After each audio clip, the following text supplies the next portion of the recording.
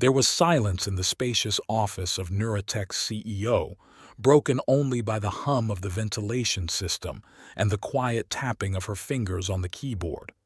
Maverick Brody was once again reviewing the quarterly reports, and something in the numbers made her frown harder and harder. "There's some kind of mistake," she muttered to herself as she opened another table. "What the—" She was interrupted by the ringing of the internal phone. The display showed the name, Eloise Redmond, HR Director. "Yes," Maverick answered as she continued to stare at the numbers on the screen. "Maverick, do you have a moment? There's something we need to discuss. In person." There was some tension in Eloise's voice, which made Maverick finally pull away from the monitor. "Sure, come on in." Eloise appeared almost instantly, as if she were guarding the door. Her auburn hair was in a tight bun, but a few strands were disheveled, giving the usually flawless look a slight tinge of confusion. "Something wrong?" Maverick pointed to the visitor's chair.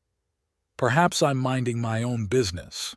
Eloise sat on the edge of the chair, fiddling with the string of pearls around her neck, a habit that betrayed her excitement. "But Randall's recent orders, they're strange." Maverick leaned back in her chair. Randall, her husband and the company's CFO, had indeed been making some unexpected decisions lately, but she chalked it up to the current market situation. "What exactly is bothering you?" "He's scheduled an unscheduled performance review of the entire executive team. Do you know who's going to do it?" Eloise has stepped forward.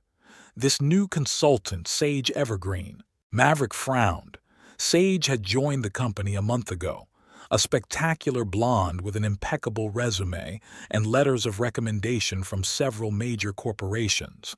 Randall had insisted on hiring her, claiming the company needed a fresh perspective on management.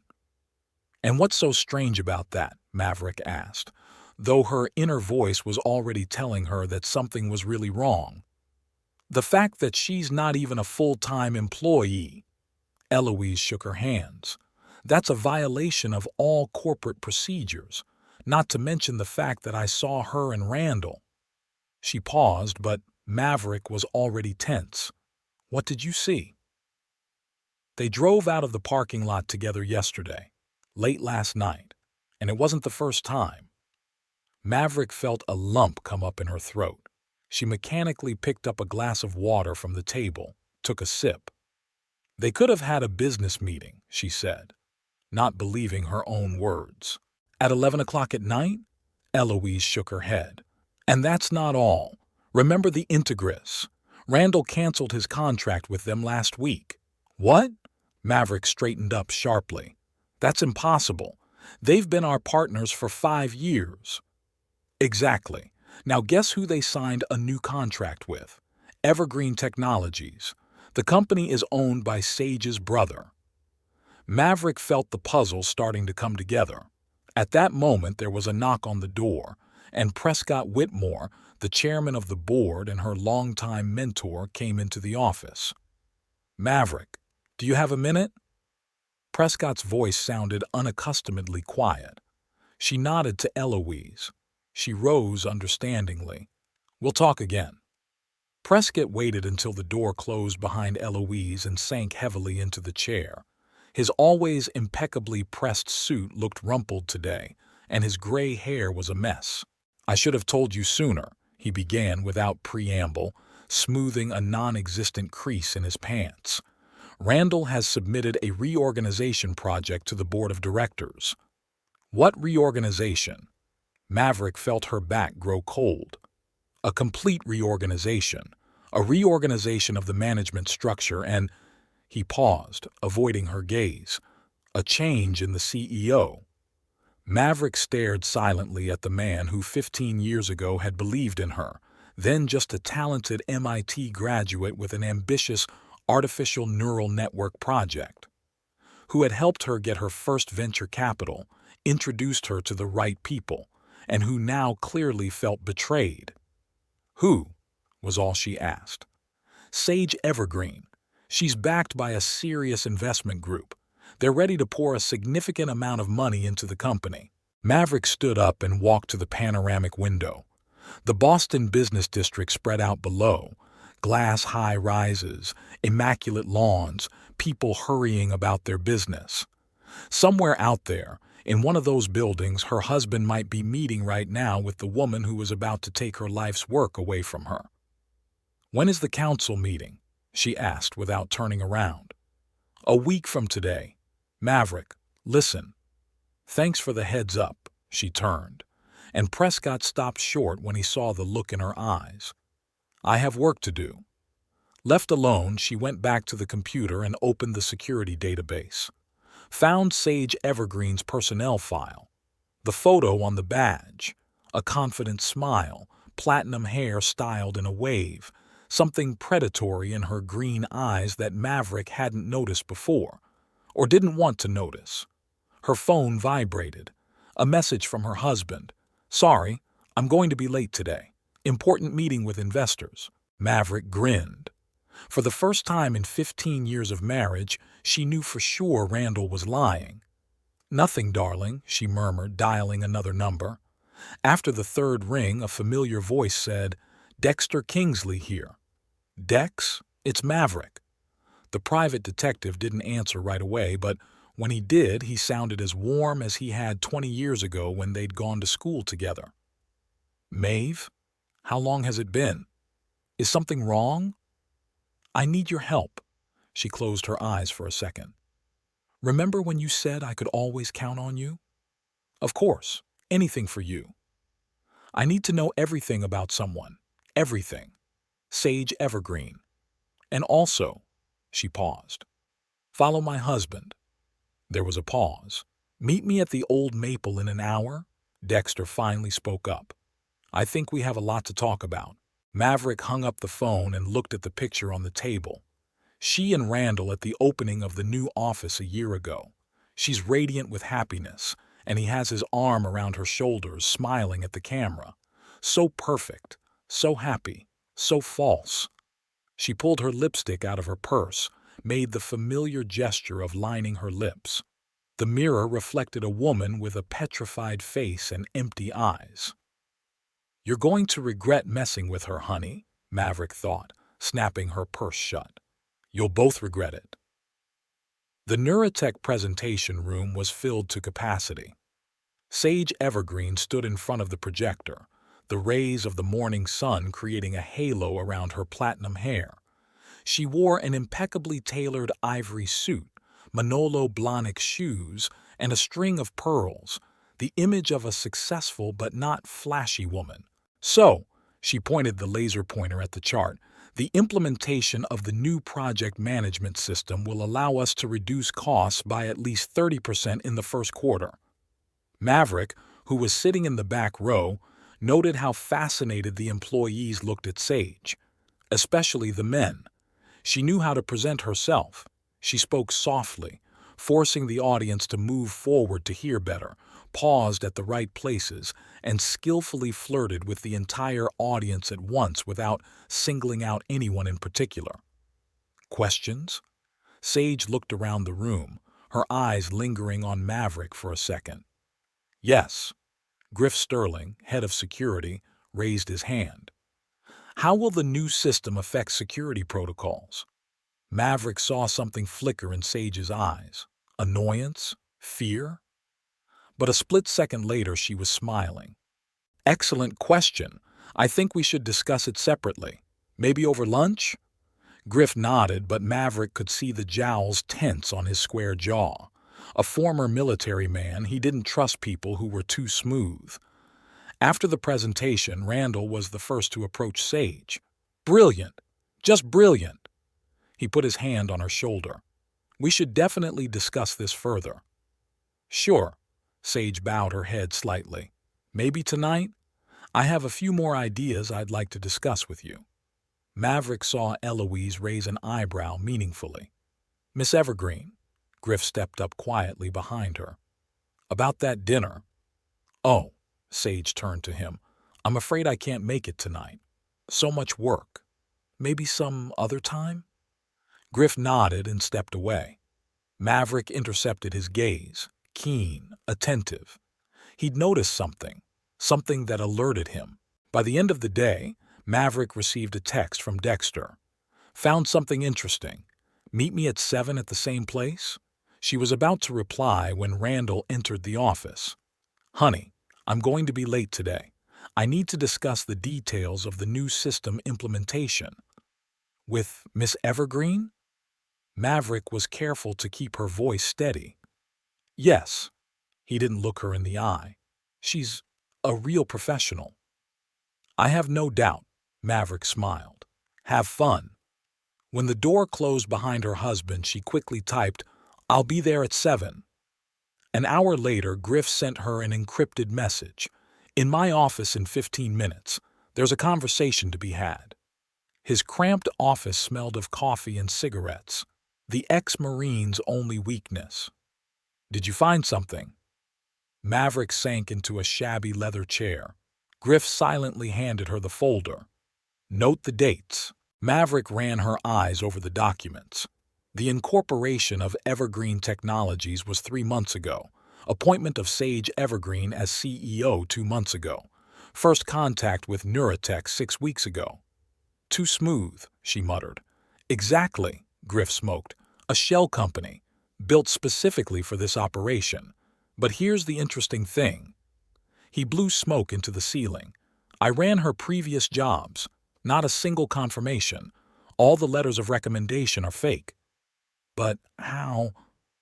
That's the interesting part. He stepped forward. Someone very powerful helped her create a flawless cover story. Someone with connections in the government. Why? That's the million-dollar question. Griff put out his cigarette. But I keep digging. When Maverick left his office, Sage was walking down the hallway, accompanied by several middle managers. They looked at her with amorous eyes, catching every word. Ah, Maverick. Sage smiled her trademark smile. I was just on my way to see you. I have some suggestions for restructuring the development department. Really? Maverick raised an eyebrow. I thought I was still in charge of such decisions. Oh, of course. Sage laughed as if she'd heard a good joke. I just wanted to share ideas. After all, we're all here for the good of the company. Midnight had long since passed, but Maverick was still sitting in her home office. Randall's laptop lay in front of her. His husband had left it at home, the first time he'd ever been so careless in their marriage. She hadn't planned to open it, but something about recent events kept her on edge. She picked up the password on the third try the date of their wedding. A bitter grin touched her lips. How ironic. Her corporate email was flooded with emails from Sage. Most were routine work correspondence, but some... Maverick opened the last one. Dear Randall, the meeting at River House went exactly as we planned. The investors are ready to act. We need to expedite the process before she suspects anything. I look forward to seeing you at our place tomorrow. Love, S. Maverick felt nausea coming up her throat. She gulped down the cooled coffee, trying to control the trembling in her hands. Her phone vibrated, a message from Eloise. You won't believe what I found. We need to meet. Tomorrow, 7 a.m. Cafe across from the office. Eloise was already waiting for her, nervously stirring her untouched cappuccino. Remember Cordelia Frost? She began without preamble. Our dear Miss Evergreen's personal assistant. Maverick nodded. A quiet girl with attentive eyes who always kept in the shadow of her spectacular boss. She came to see me yesterday. Eloise lowered her voice. According to her, Sage is keeping parallel documentation on all the projects. And you know what's interesting? The numbers don't add up. What do you mean? Directly. What's shown to shareholders and what's actually happening are two different stories. And Randall knows that. Maverick closed her eyes. The headache that had been plaguing her for the last few days had gotten worse. Any proof? Cordelia promised to provide the documents. But she's afraid. She said Sage suspects something. That's when Maverick's phone vibrated. Dexter. I'm sorry, I have to take this. She went to the window. Yeah? Mav, are you sitting down? What'd you find? Sage Evergreen isn't her real name. 3 years ago, she was involved in a major corporate scandal in Seattle. Only back then, her name was Sarah Ellington. Company went bankrupt, investors lost millions, and she, uh, just disappeared. Maverick felt a chill run down her spine. There's something else, Dexter continued. I followed your husband last night. He was meeting someone at the River House. Apparently, it was a representative of a large investment fund. What kind of fund? I'm working on it. But, Mav, be careful. This woman is dangerous. Back at the table, she noticed how tense Eloise was. What's up? I just got a message from Cordelia. Eloise held out her phone. Read it yourself. She found out. I have the papers. Meet me at 6 Underground Parking Garage, level B2. It's a trap, Maverick reacted instantly. Probably, Eloise nodded. But it's our only chance to get proof. They walked back to the office together. Sage met them in the lobby, her trademark smile brightening. Maverick, I'm so glad I ran into you. The board of directors has scheduled a special meeting for next week. I'm sure you'll be interested to hear our new proposals for the development of the company. Maverick noticed Cordelia looming behind Sage. She looked away quickly, but Maverick could see the fear in her eyes. I will, she smiled back. After all, it's still my company. Something flashed in Sage's eyes for a split second, but Maverick caught it. Fury. The boardroom resembled an arena. Maverick sat at the head of the table, feeling the stares of those present. Some sympathetic, others openly hostile. Randall took a seat at the opposite end, deliberately avoiding looking in her direction. Sage was late. It was a classic trick to keep everyone waiting, to show her importance. When she finally entered, accompanied by 2 men in expensive suits, the room was silent. I apologize for the delay. She tossed the folder carelessly on the table. Gentlemen, may I introduce Mr. James Hawthorne and Mr. Victor Chase, representatives of Evergreen Investments. Maverick felt her heart skip a beat. She knew those names, some of the most powerful financiers on the East Coast. I assume everyone got copies of the documents. Sage looked around at those present. Then, let's get down to business. The next half hour turned into a flawlessly staged performance. Sage presented financial figures, graphs, forecasts. Everything indicated that the company was on the verge of a crisis. Skillfully chosen figures, data taken out of context. And so, she paused for effect. Mr. Brody made the only decision that was right. He sold his controlling interest in Evergreen Investments. Maverick turned slowly to her husband. What did you do? It was necessary. Randall looked her in the eye for the first time in the entire meeting. The company needed a major restructuring. Your shareholding was in my name. Her voice was ringing with restrained rage. Not exactly, Sage smiled. You see, a month ago, Mrs. Brody signed a power of attorney transferring the right to manage the stock to her husband. I never— Oh, but you did, Sage pulled out the document. It's right here, among the other papers on the Integris deal. You don't read everything you sign, do you? Maverick felt the ground go from under her feet. She had indeed signed that packet of papers, trusting her husband as she had for the past 15 years. It's illegal, she tried to keep her composure. It's perfectly legal, Hawthorne said. All the documents have been checked by our lawyers. In connection with the transfer of controlling interest, Sage continued, the board of directors must vote on a new management structure. I nominate myself for the position of CEO. Maverick looked at the faces of those present. Most were carefully averting their eyes. Only Prescott was looking directly at her, with pain and guilt. Prescott, she asked quietly. I'm sorry. He lowered his eyes. I can't stand up to the majority of shareholders. The vote was quick. 10 in favor, 2 against. Sage didn't even try to hide a triumphant smile. Well, she rose.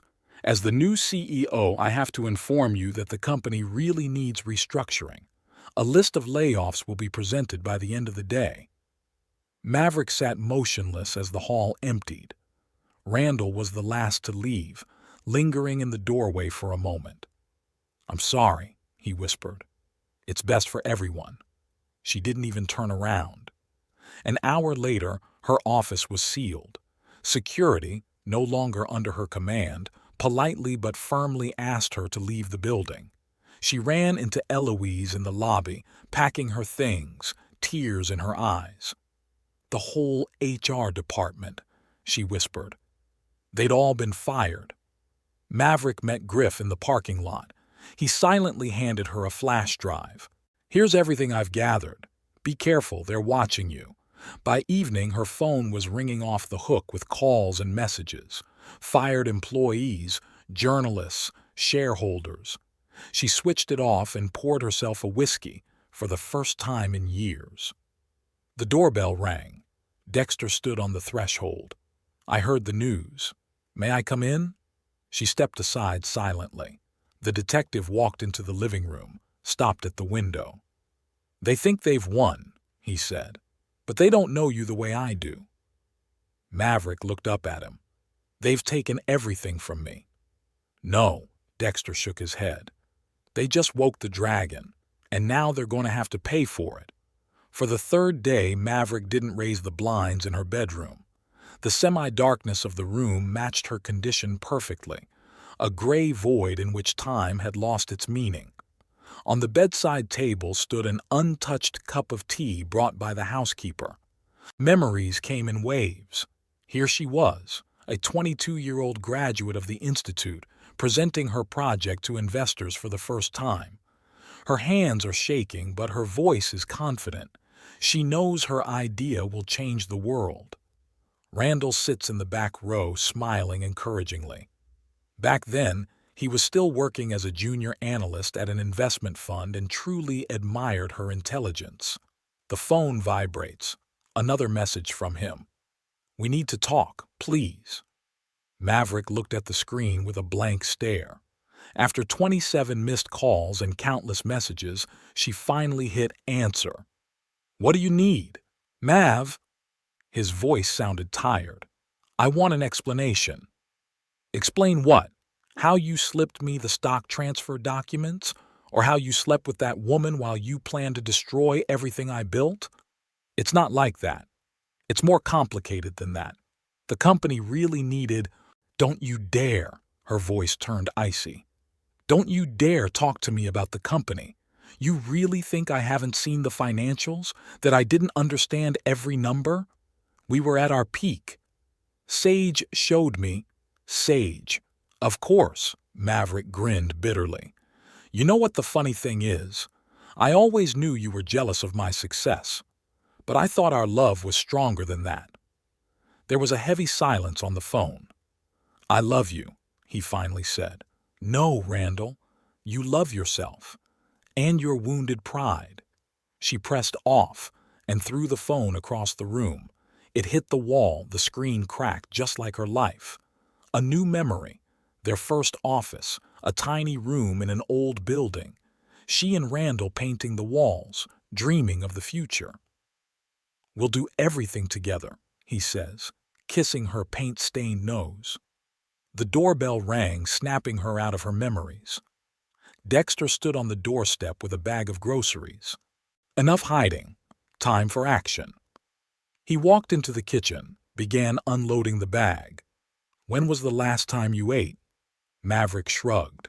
Dexter sighed and turned on the coffee maker. "You know what I remember? That time in third year when Professor Henderson said that your theory of neural networks was nonsense. You didn't break then. You proved him wrong." "This is different." "No." He set a cup of coffee in front of her. "It's the same thing. Someone's trying to tell you that you can't do it, and you're going to prove them wrong again." The doorbell rang again. This time it was Eloise, pale and worried. "You didn't answer the phone. I was worried." She put the folder on the table. "And I found something. Cordelia did manage to hand over the paperwork before. She hesitated. What about her? Maverick asked sharply. Officially, she resigned of her own accord. Maverick opened the folder. Internal documents, email correspondence, bank statements. Oh my God, she whispered. They didn't just want to take over the company. They were planning to sell it off piece by piece, Eloise finished. The technology, the patents, the customer base, it's all going under the hammer. And the money. Offshore accounts, Dexter whistled, looking over Maverick's shoulder. Classic scheme. Maverick rose slowly. Something had changed in her face. The lostness was gone, her gaze hard and focused. Eloise, who's left of the old team? Griff's still there. They didn't risk firing him. A few key developers. Prescott's formally on the board, but he stepped aside. Okay. Maverick walked over to the window, raising the blinds for the first time in days. Here's what we're going to do. The plan seemed to come out of the blue. Using Dexter's connections, they'll start gathering information about Sage's dark past. Griff will access the internal security systems. Eloise will activate her network of contacts in the corporate world. The key is to take your time. Maverick scribbled a diagram on a piece of paper. They think I'm broken. Let them think that. First, we'll hit the reputations, anonymous leaks about Sage's past shenanigans. Then we go after the clients. I still have personal relationships with most of them. And Randall? Eloise asked quietly. Maverick froze for a second. He has a weakness. He's pathologically afraid of public humiliation. Also, she paused. I know about his secret accounts. Debts in underground casinos. Sage chose him for a reason. He was the perfect target. You never told me. I hoped he could handle it on his own, Maverick grinned bitterly. Protecting him, covering up the shortfalls. Now this information will become our weapon of choice. Dexter pulled out his laptop. I'll start with the financial investigation. We need to find a connection between Evergreen Investments and Sage's previous scams. I'll take care of the board of directors, Eloise nodded. Some of them have their own skeletons in the closet. Maverick glared at her friends, feeling a fire brewing inside. Not blind rage, no, cold, calculating determination. They wanted war, they'd get it. She went to the bar, pulled out a bottle of whiskey. To retribution, Dexter and Eloise echoed. That night, lying in bed, Maverick felt alive for the first time in days. The plan was beginning to take shape. Sage thought she'd struck a fatal blow, but she'd missed the main point. Sometimes you have to lose everything to become truly dangerous. Maverick sat in Dexter's office looking at the pictures on the wall. The same woman, different names, different images. Sage could change her appearance like a chameleon. Brown hair changed to platinum, short haircuts to long locks. Only her eyes remained unchanged, cold, calculating. She's taken down 3 companies in a row in the last 5 years. Dexter handed her a folder. Same pattern. She gains trust, gains control, then the company goes bankrupt and the money disappears. Maverick flipped through the documents, feeling a deafening rage growing inside. She remembered the first time Sage had shown up at the office. Impeccable suit, professional smile. How blind she'd been. 40 million in Seattle, Dexter continued, 35 in Boston, and that's just what we've been able to trace. The phone vibrated, a message from Griff. The meeting in the parking lot had been brief, but informative. Surveillance footage showed Sage with people whose faces regularly appeared in crime reports. They're using the company to launder money, Griff explained, glancing around nervously. This whole restructuring thing is just a cover. That evening, a letter from Cordelia appeared in her mail. The meeting at the Plaza Hotel was risky, but Maverick needed proof. I have the tapes of her conversations, Cordelia spoke quickly, as if she was afraid she wouldn't be able to keep up. Documents, wire transfers, and something about your husband. Maverick froze. What was it? He didn't betray you willingly. She blackmailed him. The casino debts are just the tip of the iceberg. Prescott's sudden appearance with the three board members changed the balance of power. They had their own investigation, their own evidence. For the first time in weeks, Maverick felt a glimmer of hope. But when the lights went out in the room, she realized Sage knew. They're all in danger. Dexter? She tried to speak calmly. Plan B. Now, as she drove home, Maverick thought about Randall. If Cordelia was right and he was acting under duress, she dismissed the thought. Now was not the time for doubt. Now was the time for revenge. On Wednesday, the market opened as usual. By 10 o'clock in the morning, the major business publications had simultaneously published a sensational story. The new management of Neuratech was implicated in a series of financial scandals. Particular attention was paid to CFO Randall Brody's debts to illegal gambling establishments. Maverick sat in her home office, methodically going through publication after publication. Her hands trembled slightly as she held a cup of coffee, not from excitement, from anticipation. Familiar pictures flashed across the laptop screen. Randall leaving an underground casino, Randall handing an envelope to a man with a distinctive neck tattoo, Randall signing some papers in a dark bar. "It's on," she informed Dexter over the phone. "I've already seen it. Stocks are dropping like a rock, minus 15% in the first hour of trading. Institutional investors are selling out in droves." The phone was ringing off the hook. Johnson Electronics, their largest customer, demanded an immediate explanation. Biotech Solutions sent a formal notice to suspend all joint projects pending clarification. Cybersystems hinted at breaking contracts. How can a person with a gambling addiction manage multi-million-dollar contracts? Johnson Electronics CEO was outraged. "We trusted you to develop critical systems." By noon, the second blow came. An anonymous source reported about the connections of the new management of Neuratech with criminal structures. Photographs of Sage Evergreen with people whose names regularly appeared in criminal reports were leaked. The stock plummeted another 30%. Eloise texted, "The board of directors is going into emergency session. Sage is hysterical." Maverick leaned back in her chair, covering her eyes. She pictured Sage trying to calm the panicked investors, how her perfect mask was beginning to crack, as she realized she was losing control of the situation. At 3 o'clock in the afternoon, Griff called. "Things are crazy here. Sage has security checking all the computers for leaks. She's sure it's an inside job. Let them look." Maverick grinned. "All trails lead nowhere." Toward evening, Randall called. His voice sounded broken. "Is that you? Are you behind this?" "What do you mean, darling?" She tried to sound as indifferent as possible. "The leaks, the articles, my debts." "Oh, that. No, honey, it's just the truth coming out. It's not a nice thing, is it?" There was a long pause. "Sage is furious," he said at last. "She suspects it's you. She says she's going to destroy you." "Tell her I said hello," Maverick smiled. "And tell her this is just the beginning."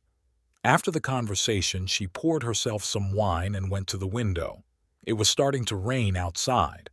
Somewhere out there, in the Neuratech office, chaos was now reigning. Investors are demanding explanations, customers are tearing up contracts, and the board of directors is trying to salvage the company's reputation. The phone rang again. This time Dexter. "There's something interesting. Remember those documents Cordelia handed over? I checked the bank transactions. More than $50 million was withdrawn from the company's accounts in the last month through shell companies. Send the information to the IRS. Anonymously, of course." "I already did. And one more thing." He paused. "Randall's trying to sell his stock. It looks like the rats are fleeing the ship." Maverick grinned. "Let him try. All his accounts are under IRS surveillance. Any major transaction will raise questions." In the evening, a message came from Eloise. The meeting is over. 3 board members have resigned. Sage tried to stop them, but anyway, she snapped, yelling, threatening. I've never seen her like that. Maverick opened her laptop and checked the quotes. Shares of Neurotech had closed with a 50% drop. $1 billion of market capitalization had evaporated in a single day. What do you think? She texted Dexter. What do you think Sage hates more? Losing money or losing control? We'll find out soon enough, he replied. By the way, there's another article coming out tomorrow about her past in Seattle. I think it'll add to the fire. Maverick looked at the picture on the desk, an old snapshot of her and Randall celebrating the opening of the first office. It had seemed so simple then. They had a dream. They had a future. They had love. Now all that was left was revenge. She pulled a thumb drive of documents from Cordelia out of her desk drawer. There was enough material for a dozen more exposé articles. Sage thought she'd struck the death blow by taking her company away from her. But what she hadn't considered was that when a man had nothing to lose, he was truly dangerous. Late one night, a text came from an unknown number. I know it's you. You're going to regret this. Maverick smiled and typed back, Welcome to hell, Sage. Dexter's apartment had become a headquarters. Cups of coffee smoked on the kitchen table, and the people Maverick trusted the most were gathered around her. Eloise with her laptop, Griff nervously fiddling with his lighter, Dexter himself at the whiteboard with pictures and diagrams. So, Maverick glanced around, we all have reasons to hate Sage. Now we need to work together. I've accessed the security servers. Griff pulled out a flash drive. There's something interesting on there. Tapes of her conversations in her office, meetings after work. She's careless. She thinks she's controlling the security system. Great, Maverick nodded. What do you got, Dexter? Remember the company in Seattle? Innovative Labs? The detective pinned a new photo to the board. I found their former CFO. He's willing to talk. For a price, of course. Money's no problem. Maverick sipped her coffee. Eloise? Half the development department is ready to sabotage new projects. Nothing critical, just minor bugs, delays, communication breakdowns. The clients are already unhappy. Griff chuckled. She's getting nervous. She fired 3 managers yesterday. No reason, just snapped. All right. Maverick stepped up to the board. Here's what we're going to do. Griff, we need all the tapes of her conversations with her criminal contacts. Dexter, get the CFO from Seattle to testify on the record. Eloise. I know what to do, she smiled. The employees aren't just unhappy with Sage. They're afraid of her.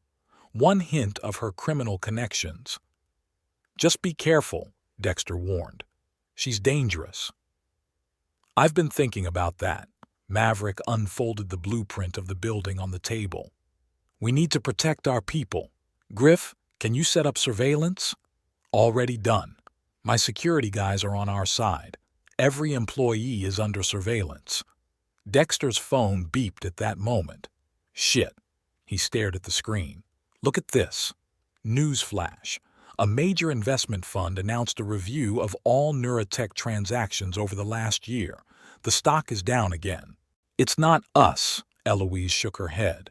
Sage seemed to have made enemies in the financial world as well. All the better, Maverick smiled. Let her handle the investors.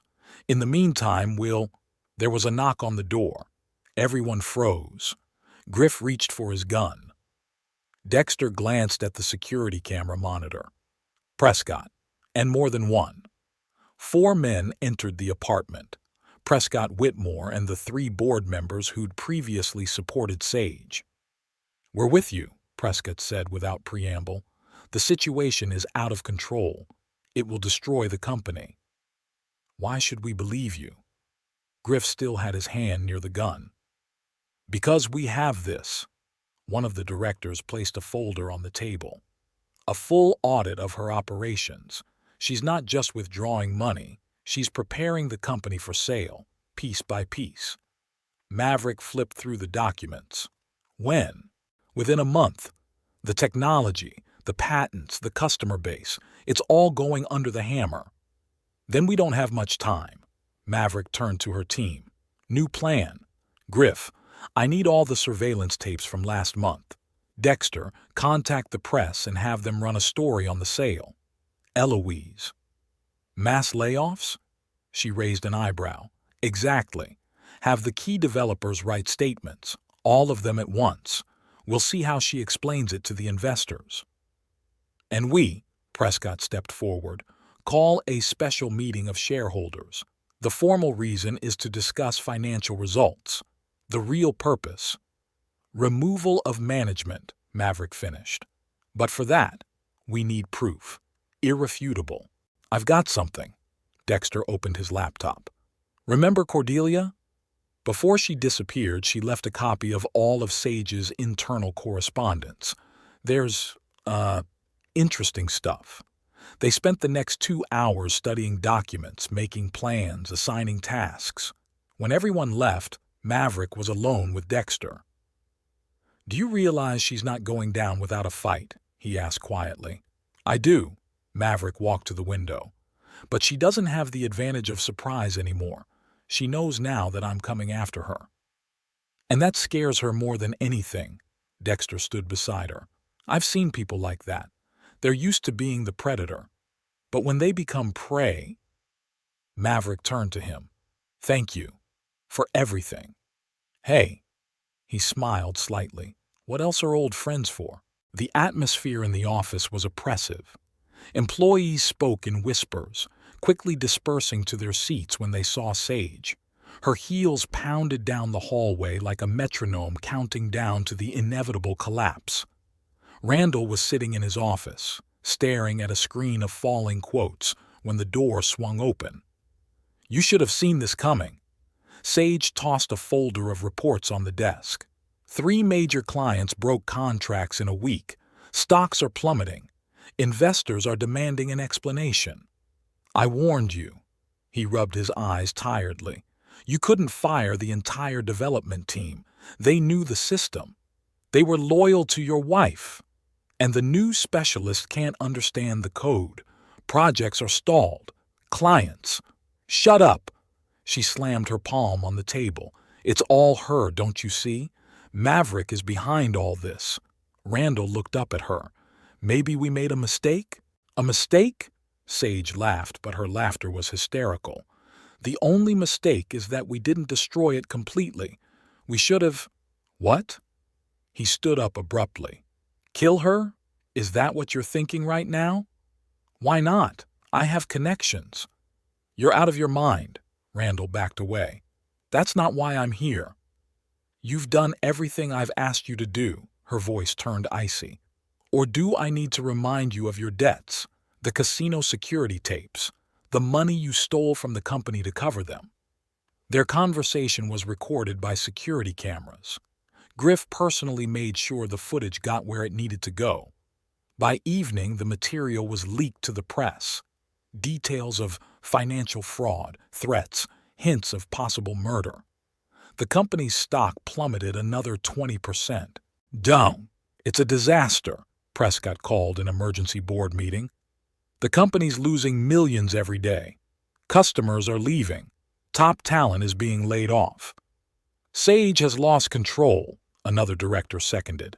She's making impulsive decisions, threatening employees. And now these hints of possible murder. Prescott shook his head. We have to act now. The plan came quickly. A special meeting of shareholders, a vote of no confidence, a complete change of management. But that required votes. Sage paced the empty office, trying to figure out where the blow was coming from.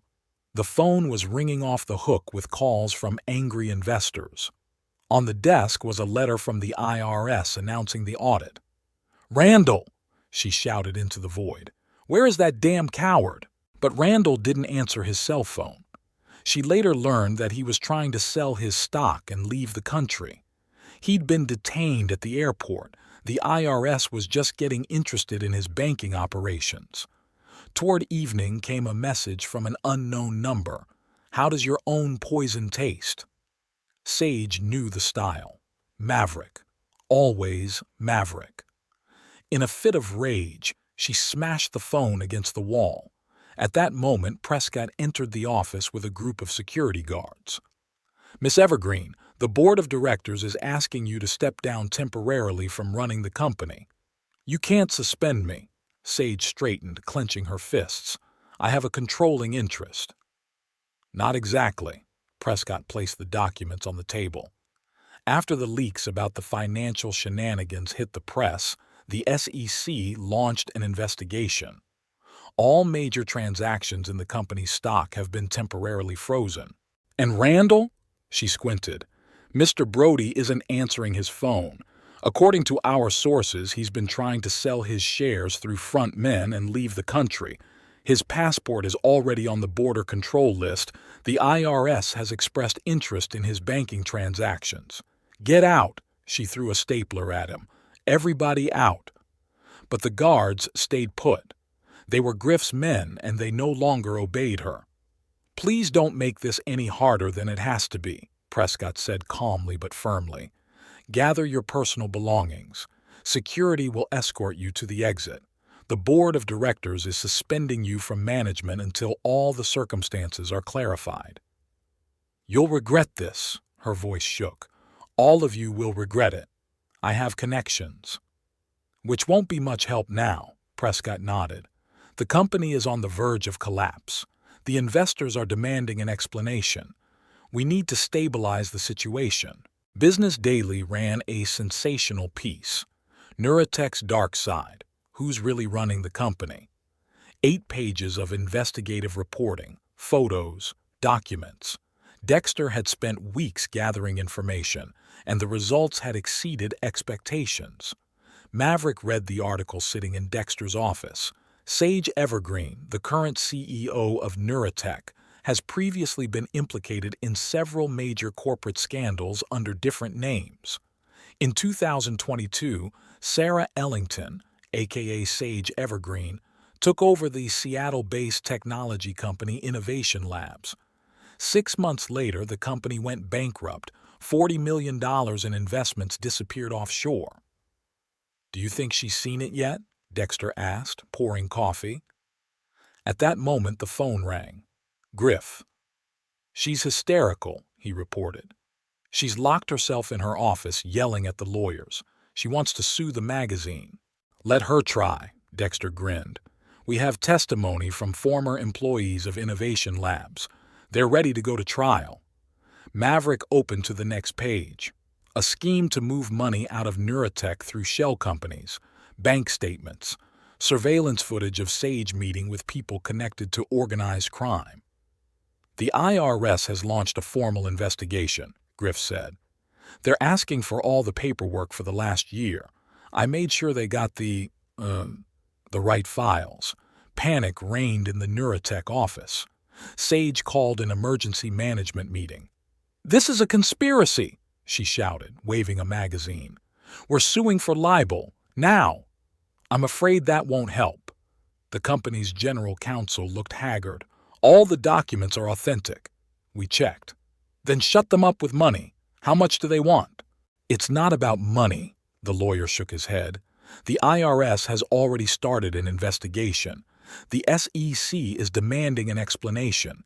And now the FBI is interested in your ties to— Get out." She threw the magazine at him. "Everybody out." Alone, Sage dialed Randall's number. The answering machine. Again. She didn't know that at this moment he was trying to cross the border into Mexico with a fake passport.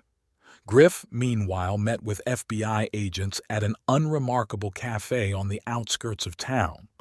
"Here's everything." He handed them a hard drive. "Recorded conversations, financial records, evidence of criminal ties." "Why did you decide to cooperate?" one of the agents asked. Griff grinned. "Let's just say I prefer to be on the right side of history." That same evening, Sage received a call from her police contact. "They know everything. You need to leave. Now." But it was too late. Journalists were gathering outside Neurotech. The company's stock had plummeted to an all-time low. Investors were demanding an emergency shareholder meeting. Maverick watched from the sidelines. She knew this was just the beginning of the end. "What's next?" Dexter asked. "Now we wait," she sipped her coffee. "Rats always run from a sinking ship. Sage knows that." Randall was apprehended at the Mexican border. The fake passport didn't help. His picture was already in the Border Patrol database. Handcuffed, slumped, and confused, he looked nothing like the once successful CFO of Neuratech. An IRS investigator offered him a deal, a full confession in exchange for a reduced sentence. "The choice is yours, Mr. Brody," the investigator said, placing a folder of documents in front of him. "Either you cooperate and get the minimum sentence, or you take the blame. And given the scale of the fraud—" Randall was silent, staring at his hands. Then he looked up. "I want to see my wife." Maverick arrived an hour later. They met in the interrogation room, the gray walls, the metal table, the surveillance cameras. "You were right," he said without looking at her. "Right from the start. Sage. She knew about my debts, threatened to tell you, the police, the IRS. Then she offered me a way out, to give her control of the company. And you said yes. I was weak." His voice trembled. "Jealous of your success, your power. She used it." At that moment, events unfolded in the Neuratech office that no one had expected. Sage, cornered by the publicity about her criminal record, decided to take drastic action. "Sell it?" Prescott stared at her in disbelief. "The whole company?" "Already sold," she smiled, but her eyes remained cold. "BlackRock Investments is taking a controlling interest. The deal closed an hour ago." "That's impossible," he paled. "You need board approval." "Oh, I have it. From those directors who are still loyal. And given my shareholding—" She was interrupted by the phone ringing. Reading the message, Sage lost her composure for the first time in ages. "Check the news," Maverick wrote. All the business channels were broadcasting a breaking announcement. Randall Brody had confessed to financial fraud and was cooperating with the investigation. All transactions in Neuratech stock had been temporarily frozen. "No," Sage whispered. "No." But that wasn't all. Griff struck next, handing over to the FBI a complete dossier of her criminal ties. The third was Prescott calling an emergency board meeting. In the conference room, Sage was in for one last surprise. Maverick was sitting at the table. "How?" was all Sage could manage to say. "Remember the documents you forged to get my shares?" Maverick smiled. "There was one important detail in the real ones. If financial irregularities are investigated, all rights revert to the original owner." "You can't—" "I already can. The board of directors just voted in favor of my return as CEO. And for you, Sage, we have guests waiting. FBI agents have entered the room." "Sage Evergreen," one of the agents said, "you are under arrest on charges of securities fraud, money laundering, and organized crime." Sage rose slowly, her face contorted with rage. "You?" She took a step toward Maverick. "You planned this whole thing, from the beginning." "No," Maverick shook her head. "You planned the whole thing. I just let you make all the mistakes you were capable of making." The agents were already pulling out the handcuffs when Sage suddenly darted toward the window. A small gun glinted in her hand. "Stay back," she shouted. "I'm not going to jail. Never." "Put the gun down, Miss Evergreen," the agent said calmly. "You're only making your situation worse." "Worse?" She laughed hysterically. "How could it get any worse? Everything I've spent years building." Her eyes went to Maverick. "You. It's all you." "No, Sage," Maverick stepped forward. "It's you. Your greed. Your arrogance. You thought you could just walk in and take someone else's life?" The hand with the gun shook. "You know what the funny thing is?" Maverick continued. "You could have gotten everything the honest way. You had talent, charisma, but you took the easy way out. And now, the shot came out of nowhere. The bullet slammed into the wall above Maverick's head. The next second, the agents had Sage in a twist. "This isn't over!" she screamed as they led her out. "You hear me? This is not over!" There was silence in the room. Maverick sank into a chair, feeling her knees shake. It was over. Almost. "Are you all right?" Prescott put a hand on her shoulder. "I will be," she smiled weakly, "when we bring the company back to life." There were no empty seats in the courtroom. Journalists, businessmen, former Neurotech employees, everyone wanted to see the end of the high-profile case that the press had dubbed the corporate war of the year. Sage sat in the dock, impeccably dressed as always. Cream suit, pearl earrings, perfect styling. But her eyes had lost their former predatory glint, and there was a tiredness in them. Next to her was Randall, in a rumpled gray suit, gaunt and aged from months of investigation. They did not look at each other, as if there were an invisible wall between them. Maverick was the last to testify.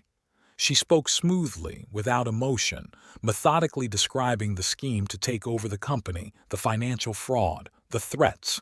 She wore an austere navy blue suit, a color she always wore at important moments in her life. "Miss Evergreen exploited my husband's personal weaknesses." Her voice sounded clear in the absolute silence of the room. First blackmail, then promises. Classic manipulation. But the main goal was always the company. Access to technology, patents, customer base. The jury listened with bated breath. Some took notes. Dexter sat in the front row, his gaze never taking his eyes off Maverick for a second, ready to back him up at any moment. "And what was the scale of the financial fraud?" asked the prosecutor. $120 million withdrawn through offshore companies. About another $200 million was planned to be withdrawn after the sale of major assets. There was a whisper in the room. Sage didn't even blink, only gripped the armrests of her chair tighter. The verdict took almost an hour. The judge methodically listed all the counts: securities fraud, money laundering, organizing a criminal association, attempted raiding, threats to life and limb. Defendant Evergreen, the court finds you guilty on all counts and sentences you to 20 years in prison without parole for the first 10 years. Sage didn't flinch. She pressed her lips together a little tighter, and for a second something akin to fear flashed in her eyes. The court sentences you to 5 years imprisonment, with parole after 3 years, given your sincere confession and your cooperation with the investigation. Randall cried silently, covering his face with his hands. Maverick looked at the man she had lived with for 15 years and felt nothing, no anger, no pity, only emptiness. After the session, she stood on the courthouse steps for a long time. Victory. But at what cost? The company had lost a third of its value. Dozens of key clients had their contracts canceled. Reputations built by years of hard work had been shattered. She had months, if not years, to rebuild Neurotech. Yesterday, the board of directors presented a report on the current state of the company. The numbers were disappointing: a 60% drop in stock, customer attrition, and the firing of key personnel. Some technological projects will have to be started from scratch. Some of the documentation was destroyed in the last days of Sage's reign. "What's on your mind?" Dexter asked. "About how sometimes winning feels like losing." She shivered in the cold wind. He slipped his jacket over her shoulders. "But now, you know who's a friend and who's an enemy, and you know your strength." Maverick nodded. She had indeed learned the true value of many things: love, friendship, loyalty, betrayal. Her whole world crumbled and reassembled like a kaleidoscope, creating a new pattern, clearer, more true. The first meeting of Neurotech's revamped board of directors was held in the same room where Sage had celebrated her supposed victory 2 months ago. Maverick sat at the head of the table, reviewing reports on the current state of the company. The situation is difficult, but not hopeless. Prescott tapped the charts with a pen. The core technologies are intact. Patents are safe. Yes, we've lost some customers, but we've managed to keep the most important contracts. Thanks to Eloise. Maverick nodded toward the former HR director. Her connections with the clients proved invaluable. Eloise smiled slightly.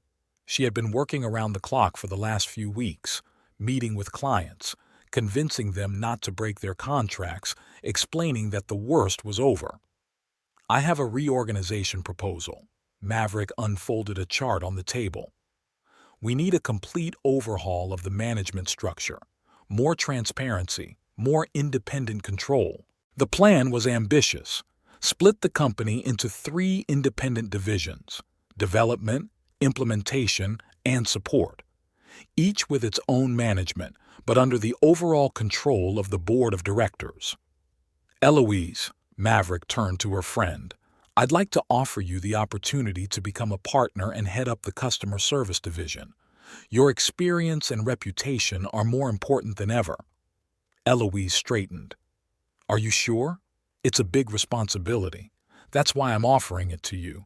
You've been around in the darkest of times. You know the company inside out. After the meeting, Maverick lingered in the office. It was getting dark outside the window, the lights of the skyscrapers reflected in the glass across the street. She thought about how much there was to do. There was a knock on the door. Griff. I have a security report. He placed the folder on the desk. And a personal request. Let me go. Maverick raised her eyebrows in surprise. Why? After everything that has happened, I feel responsible. Security should have prevented this. On the contrary, she shook her head. You were the only one who saw the truth from the beginning, and I'd like to offer you a new position as Director of Corporate Security, reporting directly to the Board of Directors. Griff was silent for a moment, then nodded. I won't let you down. Again. Late in the afternoon, when the office was empty, Dexter showed up. He brought coffee and sandwiches. You should eat and rest. There's so much work to do. That won't be gone by morning. He sat down across from me. Maverick, we need to talk. She looked up. Something in his voice made her wary. I've always been there for you, he began. Since university. Seen you build a company from nothing. How you married Randall. Dexter. Let me finish. He took a deep breath. I love you. I always have. But the timing wasn't right. You were married, happy, building a business. And then it all fell apart, and I didn't help you fight because I expected something in return. I just couldn't do it any other way. Maverick looked at him for a long moment. So many years. How had she not noticed? I'm not asking for anything, he continued. I just wanted you to know. I'm not ready, she replied quietly. Not now. Too much has happened. I know, he smiled, and I'm in no hurry to go anywhere. The next morning, Neurotech announced a major reorganization. The stock posted gains for the first time in a long time. Financial analysts spoke cautiously about the company's possible recovery. Maverick stood at the panoramic window of her office looking out at the city below.